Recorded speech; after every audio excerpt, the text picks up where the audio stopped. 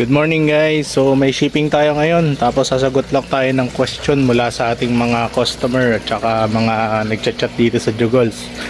Okay.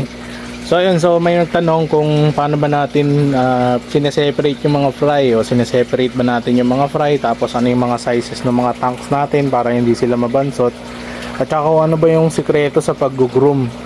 Ayun. So sa pag-groom guys, ako hindi naman ako sumasali sa mga show, pero kung nagugustuhan yung mga isda ko, tsaka gusto ma-achieve yung ganong state ng isda, well, mabibigyan ko kayo ng tip.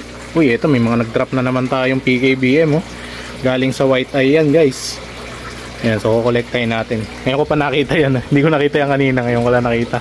So ayan, so unang-una guys, so yun sa fry. So ako guys, kapag ka nagkaroon ng fry, hinihiwalay ko kagad yung fry. Yan. So meron tayong 5 gallons dito. Ito ang purpose lang nito, para talagang mahiwalay lang sila kaagad sa parents, kasi hindi naman natin maiwasan na may fry eater. Pero most of the time naman hindi naman fry eater yung mga isda natin dito sa Jugols. Okay, so yung fry eater guys na female or male, or basta yung mga adult, hindi natin malalaman kung fry eater sila unless ginawa na nila yung pagkain ng fry. Okay, so hindi talaga natin malalaman. So i-observe nyo lagi, lalo na kung napansin nyo na magda-drop na, it's better talaga na i-separate yung fry para ma-maximize nyo yung harvest ng fry. Okay, ayan. Then sa tank size, ito guys ay 5 gallon tank. Okay, so ang sukat nito 16 yung haba, 10 yata ito, ay 8 itong lapad, then 10 yung pataas. Okay, medyo na-confuse ako doon pero yan, standard 5 gallons lang to. Okay, after 1 to 2 weeks guys, ililipat na namin to dun sa 10 gallons. Okay, depende kung ano yung available na lalagyan, kasi marami naman tayo dito. Ayan. Pero as much as possible, sa loob ko sila nalalagay yung merong merong sponge filter. Maganda guys yung sponge filter sa fry, kasi hindi mapapahamak yung fry nyo in any way kapag ka naka-sponge filter kayo. Ayan. Kasi wala naman yung walang ka-danger yan sa fry, yung mga sponge filter. Ayan. So I prefer na sponge filter talaga yung filtration ng mga fry kesa wala. Okay, kasi ang pakain ko sa fry guys, either BBS, ayan, BBS natin ay deep blue. Ayan, deep blue ang BBS natin, o kaya fry mash. Fry mash guys, ito yung PO1 lang din niya na durog. So isa lang naman yung feeds na yun, iba-iba lang yung size niya. So ito yung durog na type, yung fry mash. Ayan, so ayan yung fry mash. So yun yung mga pinapakain ko dyan sa mga fry. Meron din tayong, ito pa pala last, spirulina. Ayan, powdered spirulina.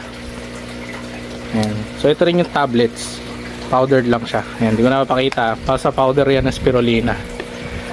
Ayan, so yun yung mga pinapakain natin mag fry. Ngayon, after 1 to 2 weeks, lilipat natin sila dito. Mas open na sila kumain ng actually sa 1 week, sa 1 week pwede na rin sila kumain ng Chubipex. Di ko lang sila binibigyan kasi yung Chubipex guys, parang nasisira kasi matagal nilang maubos yung Chubipex Kaya more on brine shift talaga ako sa 1 to 2 weeks.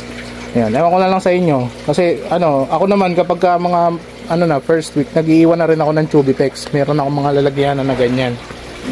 Ayan.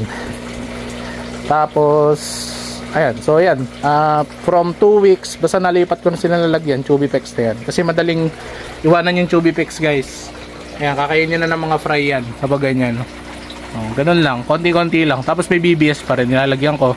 Tapos pag naubos yung spirulina, naman tayo, pag naubos yung Chubipex, spirulina powder, ganun. Halo-halo guys. So fry mash, spirulina powder, mas maganda yung balanced diet. Okay, maganda yung fry mash guys, kasi na yan all around na yan protein, na hindi lang siya karne. Well, karne guys yung yung live foods, 'di ba? So yung spirulina, protein siya pero galing sa halaman, may content siya na ganun. Ayan, yung fry mash at saka yung spirulina lalo. Ayan, so nakita nyo medyo green pa yung tubig, 'di ba? So ito kasi binigyan ko siya ng spirulina kahapon, tsaka na isang araw. Ayan. Ang ilalagay nyo lang guys lagi na pagkain yung maubos na isda para hindi dumudumi yung tubig nyo. Okay, then so kapag after 1 month siguro, or basta naging ganito na yung size nyan, ayan, basta nakita nyo na yung gender, nililipat ulit namin yan sa isa pang lalagyan. So it's either dun sa malalaki na natin tabs, kaya dito, ayan, so alin dyan, ayun, so mas maganda mas malaki. Actually guys, kapag sinearch nyo to sa internet, kung ilan ba dapat balon moly ang laman ng, let's say, 10 gallon tank, ayan, for grow out, kukunti lang ang sasabihin sa inyo yan. Kasi yun talaga yung advisable sa breeding. Okay? Itong sa akin na to, crowded pa yan guys. Sobrang crowded yan. Ito, kahit ito, 160 liter tubs sa ganyang kadaming isda. Crowded yan. Ayan, crowded pa yan. Sa term nila.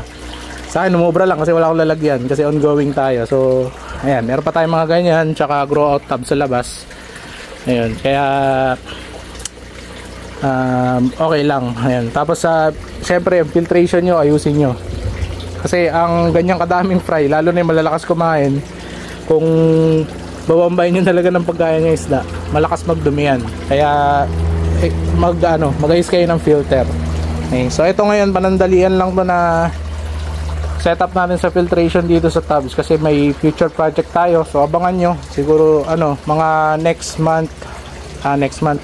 Siguro next week mapapakita ko na sa inyo. Yan, sana. Ayan. So yun lang. So kapag ganito nakalaki hanggang sa grow out na yan, pwede na sila dyan. Then ngayon pipilian natin to.